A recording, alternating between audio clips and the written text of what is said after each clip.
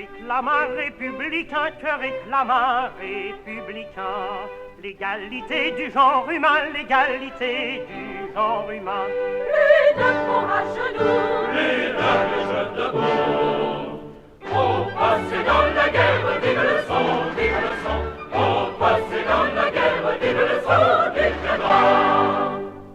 Que faut-il aux républicains, que faut-il aux républicains? Du fer, du blanc, aussi du pain, du fer, du blanc, aussi du pain. Du fer pour travailler, du blanc pour se venger. Et du pain pour ses frères, vive le sang, vive le sang. Et du pain pour ses frères, vive le sang des canons. Bonjour à tous, camarades et citoyens, camarades et citoyennes. Alors, aujourd'hui, nous allons parler d'un sujet qui fâche comme d'habitude.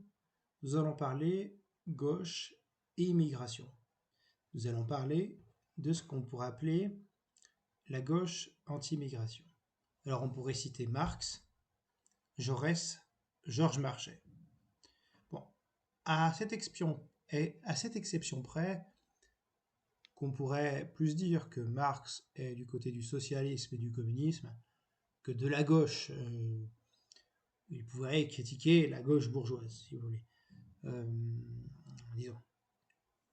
Bon, il pourrait plus s'affilier au socialisme, au communisme, au concret. Bref. Eh bien,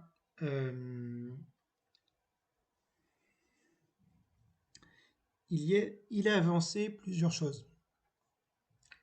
Déjà, que je vais sûrement me faire traiter par un certain nombre de gauchistes, de rouge-brun ou de fachos, de nationalistes ou de tout ce que vous voulez en iste ou en vilain gros mot pas gentil du tout. Hein. Bon. Moi, ça, j'ai un peu l'habitude et je m'en fous. Hein. Étant donné ce qu'est la gauche actuelle, c'est-à-dire l'idiote utile de la droite, en fait. Dans un jeu politicien qui ressemble plus à un cirque que de la politique. Voilà, il faut quand même dire les choses. Moi, je m'en fous de la gauche. Je m'en fous de la droite. Ce qui m'intéresse, c'est le socialisme, c'est le communisme, c'est la République, c'est des choses sérieuses. C'est la sortie de l'Union européenne aussi, de l'euro et de l'OTAN. C'est la défense de la laïcité, voilà, etc., etc. La défense de la démocratie, le RIC, ça m'intéresse. La gauche, à côté, j'en ai rien à fiche. Je le dis, hein. Si la gauche, c'est François Hollande ou Jean-Luc Mélenchon, alors elle mérite de crever. Si la gauche, c'est Jaurès et Lénine, alors elle mérite de vivre. Hein, qu'on dise les choses clairement. Hein, voilà. Faut quand même mettre les points sur les i. Donc voilà, je me désolidarise complètement de la gauche pour tout ce que je vais dire. Hein. Et évidemment de la droite, puisque je ne suis pas de droite. Hein, le libéralisme économique, le traditionnalisme religieux ou l'identitarisme ethnique, je refuse ça, tout comme la collaboration avec l'Union européenne, tout comme les conneries royalistes et libertariennes et toute être ineptie à la mort moelle-neu. Moi, je suis communiste, je suis républicain, point barre. Donc, ça me place plutôt à gauche, mais bon, voilà. La gauche, la social-démocratie et les gauchistes, la social-démocratie qui est bien plus à droite que la social-démocratie. Bon. Si on considère qu'il y a encore une pertinence au clivage gauche-droite. Voilà. Eh bien, voilà. Après dire les choses, voilà. Parmi un certain nombre de gauchistes plus ou moins marxistes, en tout cas, pas marxistes, mais aux oripeaux marxistes ayant une revendication au marxisme, vous avez des gens qui sont friands de la République, c'est bourgeois. Certains le déclinent en la laïcité, c'est bourgeoise. Alors, l'idée de République bourgeoise, qui était scandée plus ou moins comme un slogan politique, c'était quand même Jules Guesde, hein, le mec qui a voté les crédits de guerre. voilà, et qui a rejoint l'Union sacrée, hein, qui se disait beaucoup plus à gauche que Jaurès, qui se disait « je suis révolutionnaire » contrairement à Jaurès. Il avait de la bouteille, hein, il avait un certain bagou et une certaine une capacité à rallier les ouvriers. Mais finalement, voilà, comme il a fini, à voter les crédits de guerre, hein. Jaurès, lui, s'est fait assassiner parce que il dérangeait les nationalistes bourgeois. Bon, donc c'est assez ironique de ce côté-là, de reprendre du Jules Guesde sur l'idée de république bourgeoise, pour dire que la laïcité c'est bourgeoise. Et c'est des gens de gauche, hein, qui disent ça, hein. Moi, à la base, je croyais que la gauche, c'était les mecs qui ont défendu la loi de 1905 sur la séparation de l'Église et de l'État, les mecs qui ont fait la révolution, qui pendant la Révolution française ont éliminé l'influence du clergé catholique, ont soumis le clergé politique à l'autorité, le clergé catholique à l'autorité de la nation. Là, on nationalisait les biens du clergé. Enfin, on fait des trucs qui étaient tout sauf des trucs de calotin. Hein, mais aujourd'hui, on a une gauche qui défend les islamistes. Enfin, une gauche entre guillemets. Enfin, l'idée est tellement floue que voilà, ça renvoie pas. Donc voilà, enfin, faut quand même dire les choses. Et ces gens-là sont du même calibre que ceux qui disent que la nation et les frontières sont bourgeoises et que l'immigration, et par rapport à l'immigration, que être contre l'immigration, ce serait fasciste, ce serait nazi, conservateur, tout ce que vous voulez, nationaliste. C'est le même package qu'ils font, la nuance, c'est pas, et l'intellect, ça va pas trop souvent avec, et qui ont l'air d'ignorer que pendant une bonne partie de l'histoire, on avait une gauche anti-immigration, pour des raisons tout à fait diverses, hein. Mais voilà, enfin, moi, de base, je suis sur la question des frontières, j'y suis surtout sur l'économie, hein, sur le protectionnisme, sur la question de la marchandise, hein, sur la question de faire mettre des barrières douanières pour relocaliser l'économie française, réindustrialiser notre pays, et pouvoir, avec le développement des forces productives, le redéveloppement des forces productives plutôt, que les ouvriers puissent avoir des usines à prendre, si vous voulez, qu'on puisse avoir des usines à nationaliser. Voilà, parce que pour pouvoir faire des coopératives ou nationaliser, il faut déjà avoir les usines sous la main. Sinon, on nationalise des cacahuètes, quoi. Enfin, il y a encore quelques usines et commerces, fermes, tout ce que vous voulez. Mais voilà, les grandes concentrations ouvrières du 19e siècle, voilà. Voilà.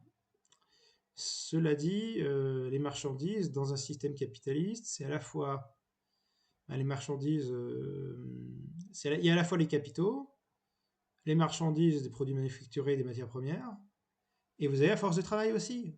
Donc ça rejoint la question migratoire. Voilà. Donc il faut quand même mettre les points sur les i, hein. Bon, alors, camarades et citoyens, camarades et citoyennes, je vais vous citer ces trois figures. Marx, Jaurès, Georges Marchais, qu'est-ce qu'il disait? Eh bien, Marx parlait réellement d'armée de réserve du capital. Il parlait de la surpopulation relative pour une armée de réserve du capital. Alors, cette notion d'armée de réserve, il faut effectivement nuancer. Bon, outre le fait que le développement dans le capital est assez long, complexe, et bon, chiant pour aller. On ne va pas directement à l'essentiel sur l'immigration, mais là, alors, il faut vraiment sélectionner certains passages sur les Yankees et les Chinois, enfin, par exemple. Mais ça ne se réduit pas à la question migratoire, puisqu'on parle de la mécanisation, du travail des femmes, du travail des enfants. On parle du travail des enfants, de la mécanisation. On pourrait faire entrer le travail des femmes, peut-être. Dans cette optique-là. Mais voilà. Et il parle aussi d'une autre migration que l'immigration. On peut parler aussi d'une autre migration que l'immigration, c'est la migration des populations paysannes vers les villes. Au 19e siècle, c'est pas la même limonade qu'aujourd'hui. Il y a des processus d'exode rural des campagnes vers les villes. Voilà, donc il y a Marx qui en parle, de la question migratoire. Marx parle aussi de la question de l'Umpenprolétariat, ça peut nous être utile dans le développement. Hein, si on veut parler de la ghettoisation. Et puis il y a Jaurès qui parle de l'immigration. Là où Marx en parlait dans le Capital, sur la surpopulation relative et l'armée de réserve du capital, le chômage en fait. Hein, le chômage et la pression sur les salaires et la désorganisation du mouvement ouvrier.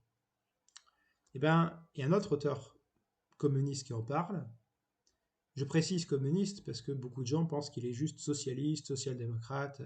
C'est Jean Jaurès. Et Jean Jaurès, dans son socialisme douanier où il défend la propriété collective, où il défend le protectionnisme, il considère que le protectionnisme est un outil nécessaire pour la collectivisation. Ben, Jaurès parle non seulement du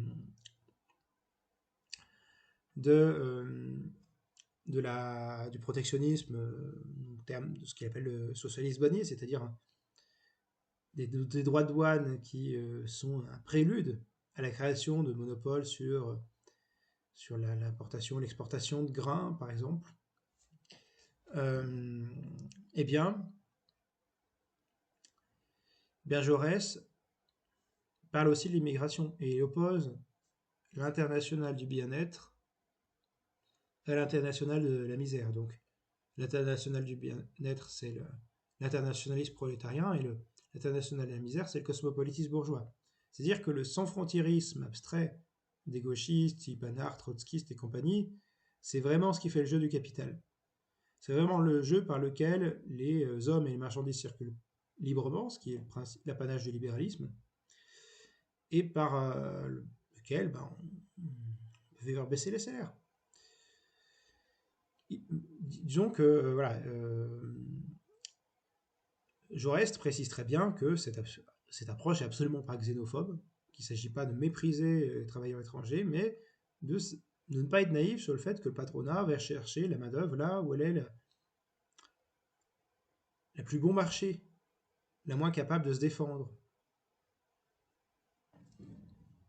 Donc que dit Jaurès là-dessus dans son socialisme douanier? Que dit Jaurès?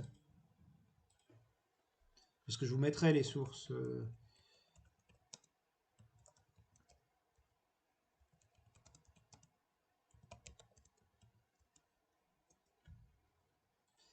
Que dit Jaurès? Outre le fait qu'il parle de substituer l'international du bien-être à l'international de la misère.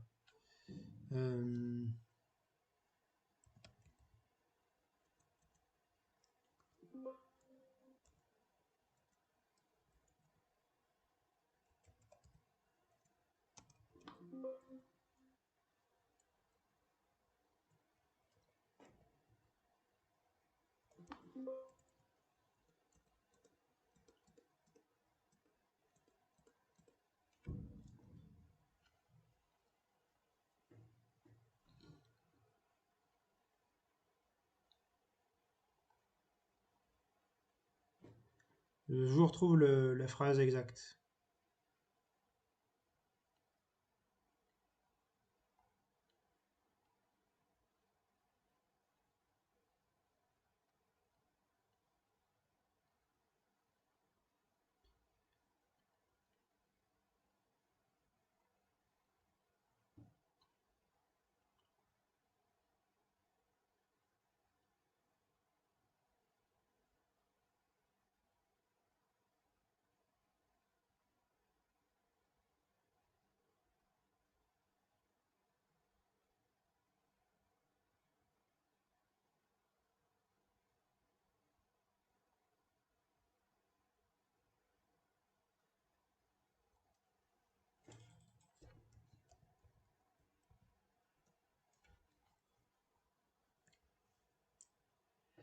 Alors, Jaurès lui-même, le grand Jaurès que certains gauchistes aimeraient traiter de rouge-brun s'ils entendaient Si ça entendait ce que je m'apprête à vous citer de Jaurès pour un socialiste douanier, son discours pour un socialiste douanier, dit très explicitement par rapport à l'immigration.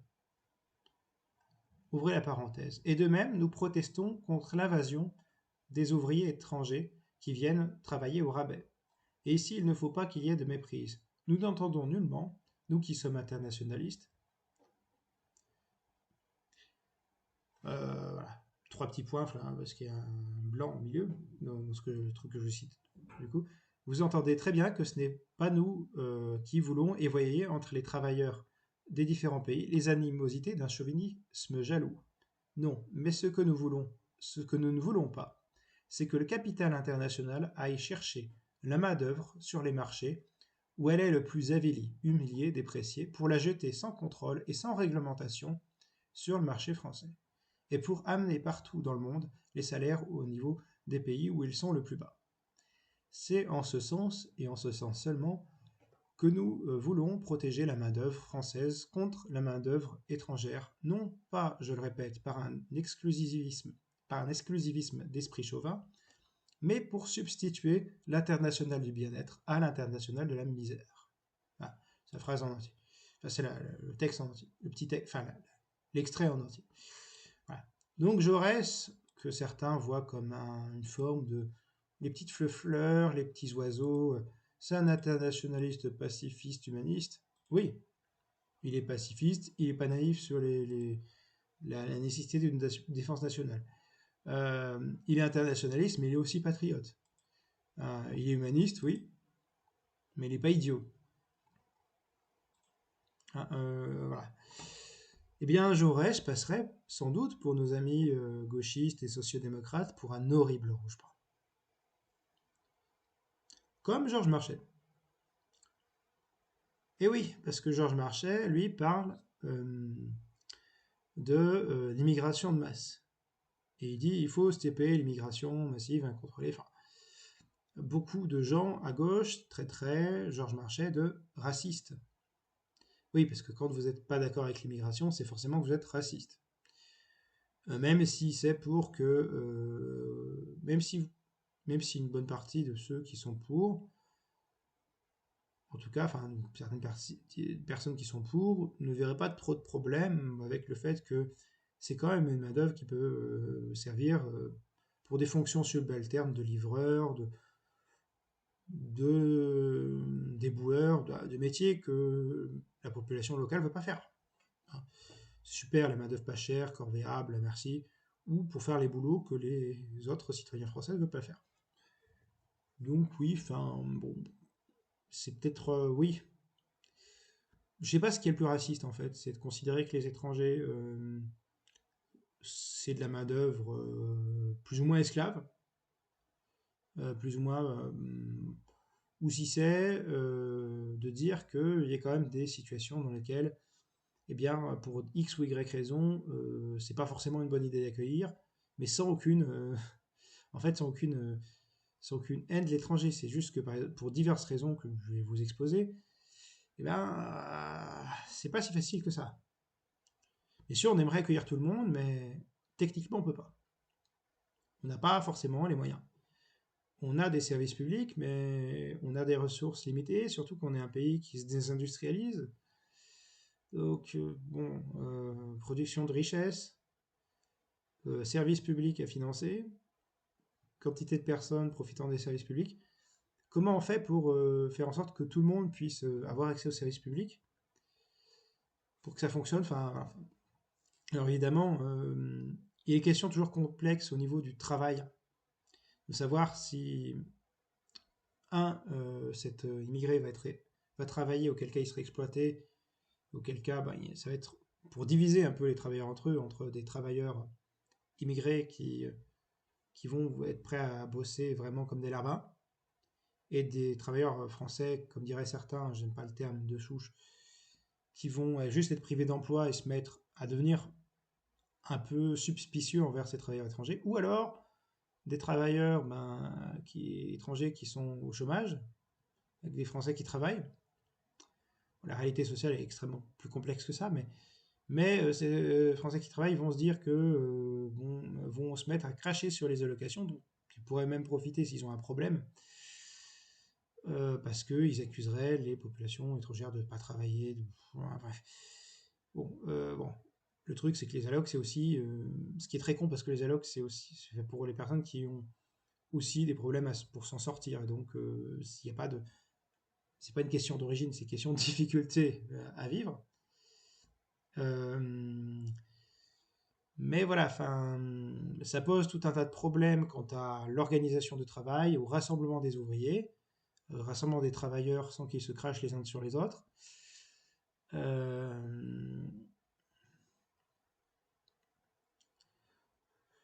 Voilà, au problème de ghettoisation, malgré tout ça, malgré tous nos acquis sociaux, on a des problèmes de ghettoisation, on a des problèmes d'insécurité. Enfin, voilà, donc si vous voulez, à l'époque de Marx, de Jaurès, c'était surtout sur la question du travail et de l'économie qu'on évoquait la question migratoire. Quoique, voilà, la question du niveau éducatif, du niveau de richesse d'instruction, point de vue Marx, je rappelle que l'ami de Marx, Engels, sa compagne était une ouvrière irlandaise, donc c'est pas une question de préjugés envers une population. Enfin, eh bien, son Marx Engels, il y avait quand même un petit problème quand il y avait des Irlandais qui arrivaient en Angleterre, parce que c'était pour le patronat anglais une main-d'œuvre qui faisait concurrence à la main-d'œuvre anglaise et qui était peut-être moins organisée pour lutter contre le patronat. Voilà. Mais donc, il y a la question, en fait, du travail et de l'économie que pose l'immigration. Je vais peut-être traiter de façon assez maladroite ici, et si c'est le cas, je m'en excuse. Et il y a toutes les autres questions. Les questions sécuritaires, les questions de vivre ensemble. De savoir si... c'est-à-dire qu'il y ait une politique humaniste d'accueil des migrants, parce qu'il y a des situations humanitaires, des situations nécessitant l'asile politique, c'est certain, pour que des gens puissent vivre. Mais il y a une immigration économique et religieuse et aussi criminelle. C'est-à-dire que quand vous avez des gens qui passent la frontière, vous êtes en terre inconnue. Vous avez certainement des gens qui sont de braves types, qui sont prêts à se donner à fond pour le pays dans lequel ils arrivent. C'est tout à fait possible. Mais vous avez aussi des gens qui vont arriver dans le pays et qui vont pas forcément respecter le pays, ses habitants, et vont peut-être arriver avec, disons, des idées ou des valeurs qui sont pas très compatibles avec celles de la société d'accueil. Donc vous avez le problème de l'islamisme qui se pose. Et donc quand voilà, vous avez quand même en France ce genre de problème, le problème de l'islam. Évidemment, je ne confonds pas musulmans modérés avec intégristes et rigoristes. Donc vous avez même des musulmans vous avez même et généralement il y a une certaine partie de l'islam dans lesquelles musulmans dans lesquels les femmes portent pas le voile, par exemple. Et dans le cas des gens un peu rigoristes ou intégristes, elles portent le voile. Voilà. Mais le problème, c'est que ça inquiète. Bon, déjà que ça inquiète la population, ce qui fait qu'il y a un vote à droite sur ces questions-là. Mais bon, ça, tout le monde le sait que une bonne partie des gens qui quand même subodorent que les ouvriers votent moins à gauche et plus RN et qui vont plus se faire empapaouter par ce parti-là qui va faire une politique économique à la Macron. Mais si vous voulez, il y a la question de l'islam, pas le fait que des gens pratiquent la religion islamique comme certains pratiquent la religion chrétienne. Puisqu'il y a aussi des cathos intégristes et des cathos modérés, bref. Mais qu'il y ait des intégristes religieux parmi eux. Qu'une personne soit musulmane, c'est une chose. Qu'une personne soit islamiste, c'en est une autre. Et quand une personne rentre, tout est possible. Le pire comme le meilleur. Ça peut être des personnes formidables qui ont fait des études ou qui sont de braves gens prêts à tout donner pour le pays dans lequel ils arrivent, ou juste très gentils et capables de s'adapter sans faire d'histoire, et juste voilà, et être très, très sympa avec tout le monde. Mais ça peut être aussi les pires criminels, les pires ordures. Vous avez tout. Les migrants ne sont ni des anges ni des démons, ce sont des hommes. Et parmi les hommes, parmi les êtres humains, vous avez des êtres humains qui si on veut, se rapprochent plus de l'ange et d'autres plus du démon. J'aime pas trop cette métaphore religieuse, mais bon. Les anges démons, mais vous m'avez compris, l'idée est là. C'est-à-dire que vous êtes en terrain inconnu. Et donc vous pouvez potentiellement avoir des intégristes religieux islamistes, ou on pourrait avoir envisagé d'autres croyances, évangélistes, catholiques, tradiques, tout ce que vous voulez, enfin, même des bouddhistes intégristes, voilà, bon, c'est surtout le christianisme et l'islam qui sont des religions conquérantes, historiquement parlant. Voilà, donc vous avez la question de l'intégrisme religieux, vous avez la question sécuritaire, savoir si on fait rentrer des gens qui ont un passé criminel. Vous avez la question particulière au niveau d'un crime, qui n'est pas un crime comme le fait d'un meurtre, hein, mais qui est un crime contre la santé, véritablement. C'est des gens qui sont des relais pour le trafic de drogue international. Et ça, c'est un problème. Voilà. Et la question du vivre ensemble, évidemment, avec les problèmes de la ghettoisation. Et voilà, Georges Marchais considérait non seulement que la question migratoire posait problème au niveau économique, mais aussi sur la question du vivre ensemble. Et le PCF de Marchais et le PCF de l'époque de Georges Marchais. Et lui-même qualifiait de bourgeoise, c'est marrant de retourner un peu le stigmate, toute la gauche pro-immigration du PS et compagnie. Pas parce qu'il était bêtement anti-immigration par haine des migrants, mais parce que le phénomène migratoire ne lui paraissait pas être une bonne chose en soi. Voilà, même si vous pouvez avoir des apports de migration qui puissent être positifs, mais vous pouvez en avoir qui sont négatifs en parallèle. Voilà, Georges Marchais, lui, il s'opposait à l'immigration. Alors, je précise, hein, moi, je prends plus de Marx et de Jaurès que Georges Marchais sur le reste, outre les questions migratoires, parce que j'estime que le problème du PCF de Georges Marchais, c'est que c'est la délénisation du Parti communiste.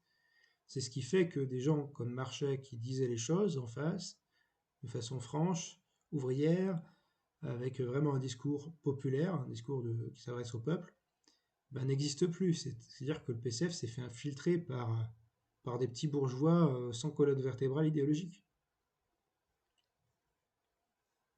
Voire par des bourgeois tout court. Mais voilà, ah oui, le lumpenprolétariat, chez Marx, hein, c'est la fraction du prolétariat qui n'a pas de conscience de classe et qui est prêt à se vendre à la bourgeoisie. C'est-à-dire que c'est tout ce qui est criminalité, tout ce qui est macro par exemple, hein, les gens qui sont des Macs, qui sont des proxénètes, tout ce qui est trafic de drogue, tout ce qui est brigand de grand chemin, c'est du lumpenprolétariat. C'est pas le cas d'un ouvrier qui lui travaille honnêtement, voilà, et poser aux conditions de travail. Et du coup, dans le lumpen, vous avez un lumpen prolétariat, une lumpen bourgeoisie, hein, qui se constitue, avec des trucs véreux, voilà. Mais voilà, Marx et Engels y critiquaient le lumpen prolétariat. Et or, si vous voulez, le phénomène migratoire, avec la ghettoisation, ça a tendance à amplifier une partie des problèmes de la délinquance et voire la criminalité, avec la question du lumpen. C'est-à-dire que on accueille des gens, mais on les entasse dans des endroits qui seraient plutôt des ghettos, hein, enfin des HLM. Bon, HLM, c'est bien parce que ça permet de loyer pas cher, mais du coup, ça signifie que, si vous voulez, qu'il y a une ségrégation socio-spatiale, qu'il peut y avoir une ségrégation socio-spatiale, qu'il peut y avoir tendance à avoir des conditions de vie qui ne sont pas tip-top. Et bon, quand culturellement vous avez l'islam et que vous passez de génération de gens qui étaient d'origine étrangère, qui étaient bien intégrés, qui travaillaient à la mine à une époque, qui sont de vieille génération, qui sont musulmans mais modérés, qui sont attachés au pays dans lequel ils vivent, qui respectent le pays dans lequel ils vivent. Et quand vous avez les générations qui sont un peu manipulables par un traditionnalisme religieux un peu nouveau, hein, surtout dans une société libérale où il n'y a pas vraiment de repères moraux, de valeurs, enfin, ben, vous avez ce genre de comportement qui se crée. Vous avez le problème d'un côté avec l'intégrisme religieux, vous avez le problème avec la drogue, avec la violence, la délinquance. Et donc voilà, même si il faut quand même dire une chose, c'est que l'immigration n'est pas le seul facteur de ce problème du lumpen, eh bien, il y contribue quand même un peu, si vous voulez. Il y a d'autres facteurs comme l'économie, ce genre de choses, mais ce phénomène-là, il contribue un peu. Donc voilà, il faut quand même faire l'état des choses sur les questions migratoires, se rappeler que ni Marx, ni Jaurès, ni Marchais étaient pro-immigration. Et vous avez certainement des gauchistes qui les traiteront de fascistes, de rouge-brun, de racistes. Mais après, traiter Marx de rouge-brun, faut le faire. Hein. Voilà. Sur ce, camarades et citoyens, camarades et citoyennes, je vous souhaite de bien prendre soin de vous. Raison, égalité, solidarité, nous vaincrons.